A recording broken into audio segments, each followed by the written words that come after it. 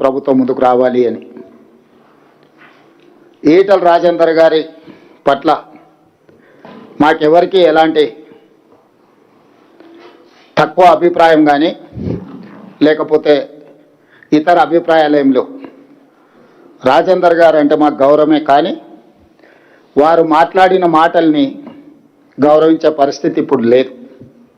వారు మాట్లాడే ముందు సంబంధిత శాఖ మంత్రితో కానీ లేకపోతే నేషనల్ డ్యామ్ సేఫ్టీ అథారిటీ అధికారులతో కానీ వారి ఆలోచనను పంచుకొని వారి సూచనల మేరకు వారు ప్రభుత్వానికి సూచన చేసినుంటే వారి గౌరవం పెరుగుండేది.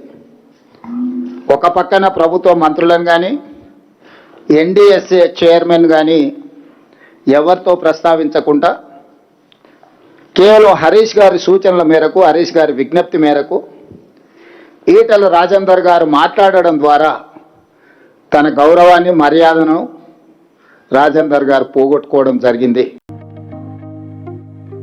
స్వచ్ఛంగా, సహజంగా పోషకాలు నిండిన ఎస్ఆర్కే డైరీ పాలు మరియు పాల పదార్థాలని ఎంచుకుందాం.